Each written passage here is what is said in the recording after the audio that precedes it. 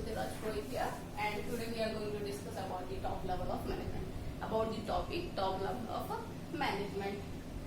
In this topic we are going to study about all the levels of management, but specifically we are going to study about the top level of management. Other level of management will be discussed in the next videos. Well, इससे पहले हम पढ़ चुके हैं nature of management, importance, characteristics etcetera. जो आपने videos I am sure देख लिए होंगे उनको आप अच्छे से देख लीजिए, आपको टॉपिक और अच्छे से समझ में आ जाएगा. अब टॉप लेवल मैनेजमेंट और यू कैन से लेवल्स ऑफ मैनेजमेंट के बारे में आपको समझते हैं. ऑर्गेनाइजेशन काफी बड़ा होता है ना, organization is large and there are many people who are working there, है ना. अपने अपने लेवल के हिसाब से अपने अपने टास्क के अकॉर्डिंग वो काम करते हैं ना, जिस पोजीशन पे बैठे हैं उस पोजीशन के अकॉर्डिंग वर्क करते हैं. Now management has many kinds of activities, many kinds of tasks which are to be done by the people, है ना. And these tasks require some authority, है ना. When we give some task to somebody, the responsibility is upon him, है ना. We put the responsibility upon him.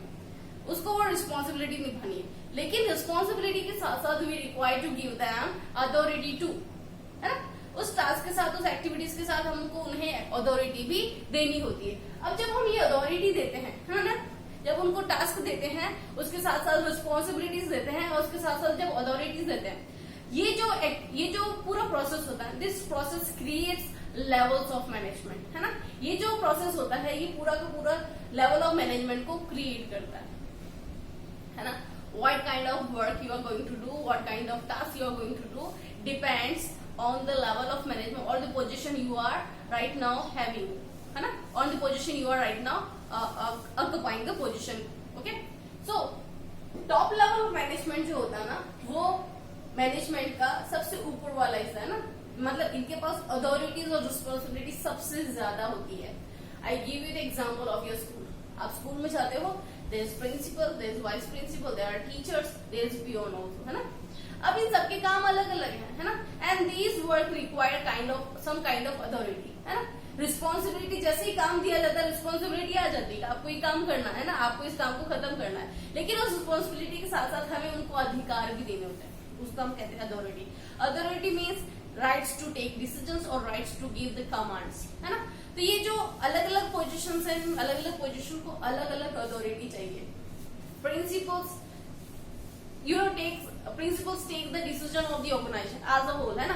पूरे organisation का decision लेते हैं कि ऑर्गेनाइजेशन के गोल्स क्या होंगे, उसकी पॉलिसीज क्या होंगी, है ना. वो सारा टॉप मैनेजमेंट डिसाइड करता है. अब जब वो काम ही पूरे ऑर्गेनाइजेशन का कर रहा है ना, तो दैट मीन्स उसको पूरे ऑर्गेनाइजेशन को कमांड करने की, उसको पूरे ऑर्गेनाइजेशन को डायरेक्शन देने का राइट होना चाहिए ना. वो अथॉरिटी उसके पास होनी चाहिए. फिर आते हैं वाइस प्रिंसिपल की बात करें, टीचर्स की बात करें, पियर की बात करें ना. तो whatever the kind of activities और whatever the kind of work they are doing, according to that work authority is given to them, है ना. And this authority creates the levels, है ना. अब जब पियोन की काम ही उतना ही है तो उसको अथॉरिटी भी उतनी मिलेगी, है ना. टीचर का काम जितना उसको अथॉरिटी उसकी उतनी मिल जाएगी. वाइस प्रिंसिपल का जितना काम है उतनी अथॉरिटी उसको मिल जाएगी और प्रिंसिपल का जितना काम है उतनी अथॉरिटी उसको मिल जाएगी. और इस तरीके से बनते हैं लेवल्स ऑफ मैनेजमेंट. जितना ज्यादा हेक्टिक और जितना ज्यादा रिस्पॉन्सिबल वर्क उतनी ही ज्यादा अथॉरिटी, और यू कैन से उतना ही ज्यादा ऊपर का पोजीशन, है ना, उतनी ज्यादा हायर पोजीशन उसके पास होगी. तो इसी तरीके से जो पोजीशंस के अकॉर्डिंग जो मैनेजमेंट के लेवल है उसको 3 कैटेगरीज में डिवाइड कर रखा है. कितनी? इन 3 categories. Top level management, middle level management and lower level management. In this video we are going to discuss about only top level management, है ना. अब जो प्रिंसिपल है आपके स्कूल के, जो वाइस प्रिंसिपल है वो आते हैं टॉप लेवल मैनेजमेंट. किसमें आता है? Top level management. Consist of senior most officials, है ना. इसके अंदर जो होते हैं ना, जो सीनियर मोस्ट एग्जीक्यूटिव्स होते हैं, जो एग्जीक्यूशन करते हैं, वो लोग आते हैं.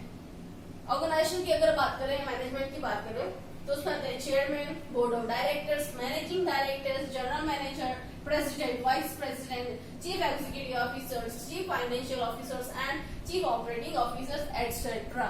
ये सारे के सारे टॉप मैनेजमेंट में आते हैं. अब आप नाम से जान चुके होंगे इनका काम कितना डिफिकल्ट होता होगा, इतना इनके पास कितनी ज्यादा अथॉरिटी की रिक्वायरमेंट है. तो इनके पास उतनी अथॉरिटी भी होती है ना. These people are really crucial for the organization. These people actually run the business, है ना. They take the decision for the organization as a whole, है ना. पूरे ऑर्गेनाइजेशन के लिए डिसीजन लेने वाले ये लोग हैं. तो इज रियली क्रूशियल। जितने भी मैनेजमेंट के अंदर या जितने भी ऑर्गेनाइजेशन के अंदर दूसरे जो लोग हैं उनके एफर्ट्स का हमें गेन होगा या नहीं होगा, उनके एफर्ट्स का प्रॉफिट मिलेगा नहीं मिलेगा, सारा इनके ऊपर डिपेंड करता है। These people leads them, these people lead them, these people direct them towards the organization goals, है ना। तो इनके डायरेक्शन के ऊपर और इनके लीडरशिप के ऊपर ही डिपेंड करेगा कि बाकी लोगों के जो एफर्ट्स हैं वो फ्रूटफुल होंगे या नहीं। अब इसको और ज्यादा अच्छे से समझाती हूँ मैं आपको। आप जब इनके फंक्शन समझोगे तो आपको और अच्छे से समझ में आ जाएगा, है ना। तो these are the functions of the top management, means कौन से काम हैं जो टॉप मैनेजमेंट करता है ना। तो first point is determining the objectives of the enterprise. ये लोग ही डिसाइड करते हैं कि जो ऑर्गेनाइजेशन है या जो एंटरप्राइज है उसका ऑब्जेक्टिव क्या होगा, है ना, उसका गोल क्या होगा।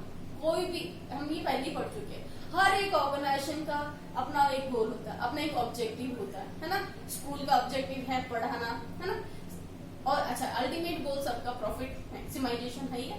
तो जो अल्टीमेट गोल होगा, ये जो भी ऑर्गेनाइजेशन के ऑब्जेक्टिव्स हैं वो फुलफिल करना या वो ऑब्जेक्टिव्स क्या होंगे डिसाइड करना टॉप मैनेजमेंट का काम है, and it's a crucial decision. Second point, framing of plans and policies. हर ऑर्गेनाइजेशन के अपने प्लान्स होते हैं, अपनी पॉलिसीज होती है, वो भी यही बनाते हैं। Organizing activities to be perform by persons working at middle level. ये जो मैनेजमेंट, ये जो लेवल है ना, ये लेवल ये क्या काम करेगा, है ना, ये काम भी टॉप मैनेजमेंट डिसाइड करता है। सॉरी, टॉप मैनेजमेंट डिसाइड करता है ये जो मैनेजमेंट है क्या काम करेगा। This decision is taken by the top management. तो जो भी एक्टिविटीज मिडिल लेवल मैनेजमेंट करेगा वो टॉप मैनेजमेंट के द्वारा डिसाइड किया जाता है। Next, assembling all the resources such as finances, fixed assets, etc. ये जो पॉइंट है ना, this is very important, very important. See, finances are the blood of the organization, ना। जितना आपकी बॉडी में ब्लड की रिक्वायरमेंट होती है उतनी फाइनेंस की रिक्वायरमेंट होती है ऑर्गेनाइजेशन। अब ये जो फाइनेंस होता है ना, और you can say resources, they are limited. ये आपने इकोनॉमिक्स में पढ़ लिया होगा, दे आर वेरी लिमिटेड, है ना।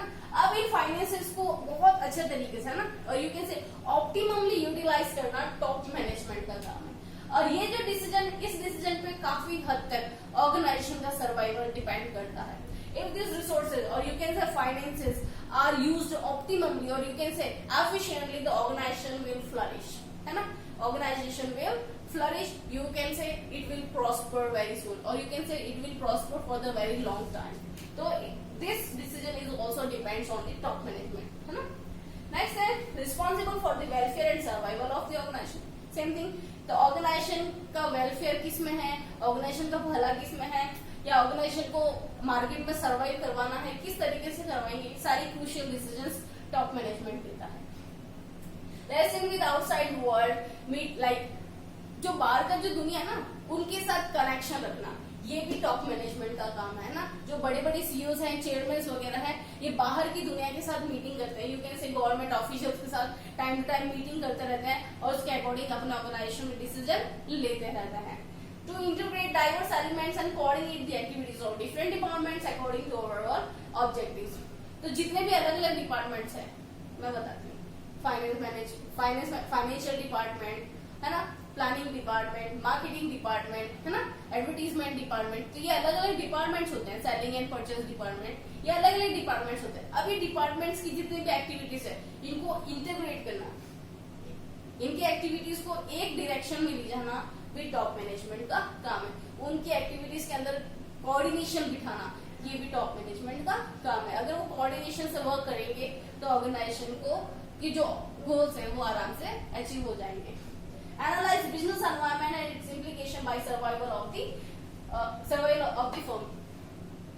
जो बाहर का एनवायरनमेंट है या जो बिजनेस का एनवायरनमेंट है उसको एनालाइज करना, है ना, कि बिजनेस के अंदर एनवायरनमेंट कैसा चल रहा है और what are the environment outside the organisation, political environment, ना, social environment, there are many environments out there, we will discuss in the next chapter, in the third chapter.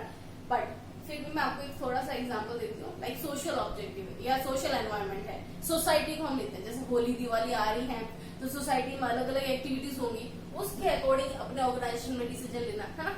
Political disturbances, कौन सी government आ रही, कौन सी government जा रही, उसके according भी जो उनके जो डिसीजंस होंगे उनका इम्पैक्ट होगा ऑर्गेनाइजेशन पे आएगा। टेक्नोलॉजिकल एनवायरनमेंट है, टेक्नोलॉजी में चेंजेस आते हैं तो उसका ऑर्गेनाइजेशन पे भी इम्प्लीकेशन आएंगे, उसका इम्पैक्ट भी ऑर्गेनाइजेशन पे आएगा। तो उसको एनालाइज करना और उसके अकॉर्डिंग डिसीजन लेना भी ऑर्गेनाइजेशन का काम है ना।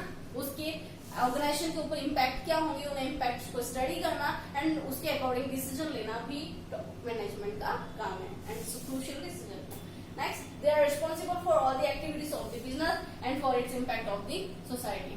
जो भी ऑर्गेनाइजेशन डिसीजन लेता है उसका इम्पैक्ट सोसाइटी पर आएगा, ये आप बहुत अच्छे से जानते हैं। मैं छोटा सा एग्जांपल देती हूँ, जो टीवी पे एडवर्टीजमेंट्स आती है ना, there are many advertisements there on the TV. Some we can take the example of Fair and Lovely, है ना। There are many creams which are claiming that they will increase your fairness of the color of fairness of your skin, etc. है ना। Drink this, drink that, eat this, eat that. It will boost your energy, it will boost your immune system, है ना। तो ये जो चीजें ना बच्चों के माइंड पे इम्पैक्ट डालती है ना। तो ये भी एक social, you can say social area ही है जहाँ पे आप सोसाइटी के बच्चे जो है ना सोसाइटी का हिस्सा है, तो आप उनके ऊपर इम्पैक्ट डाल रहे हो ना। तो आप किस तरह के एडवर्टीजमेंट कर रहे हो या आप किस तरह के डिसीजंस ले रहे हो और what kind of products you are providing the society, it all you know creates or you can say it creates a very large impact on the society, है ना। तो इनके जो डिसीजंस है ये कैसे रहेंगे, सोसाइटी के ऊपर इनका क्या इम्पैक्ट रहेगा, ये डिसाइड करना भी इन्हीं का काम है। Means it is their responsibility to take those decisions और to create those activities which have good impact on the society, और ये बहुत ही इंपॉर्टेंट डिसीजन है, ठीक है। तो अब ये जो लास्ट पॉइंट बताती हूँ, तो ये सब पढ़ने के बाद आपको एक चीज समझ में आ गई, दिस लेवल है ना, ये जो काम करते हैं, this work is complex and stressful. ये जो भी डिसीजंस लेते हैं, ये जो भी काम करते हैं बहुत ही ज्यादा कॉम्प्लेक्स होते हैं, इनको 1000 तरीकों से सोच के डिसीजन लेना होता है। ये बहुत ही स्ट्रेसफुल डिसीजन, नाम से पता चल रहा होगा इनके बहुत बड़े डिसीजंस होते हैं ना। आप जाते हो पढ़ाई कर ली खत्म, बात होगी, लेकिन ये जो काम करते हैं ना इनको हर तरीके से सोच के डिसीजन लेना होता है ना। तो बहुत ज्यादा स्ट्रेसफुल और complex you can say process है and it demands long hours and commitment. इनको घंटों काम करना होता है, यू कैन से कई बार इनको 24 घंटे काम करने होते हैं। एग्जाम्पल देती हूँ मुकेश अंबानी जी, है ना। उनके जो ऑर्गेनाइजेशन, उनका जो एंटरप्राइज है, उनका जो बिजनेस है वो पूरी दुनिया में फैला हुआ है ना। अब एग्जाम्पल लेते हैं, इंडिया में अभी 5 बज रहे होंगे तो वो कहीं पे सुबह के 4 बज रहे होंगे, रात के 1 बज रहे होंगे ना। तो लेकिन इनको तो जगना पड़ेगा ना, क्योंकि इनके बिजनेस अलग अलग जगह पे चल रहा है और इनको बहुत अपना पूरी दिन का मतलब लॉन्ग आवर्स जो है या काफी समय जो है उनको यहाँ पे देना पड़ेगा। छोटा सा एग्जाम्पल था। तो इनका जो काम है बहुत, it demands long hours of working, है ना, और commitment, 100% commitment is required. Okay, so this is all for this video. Thank you very much for watching.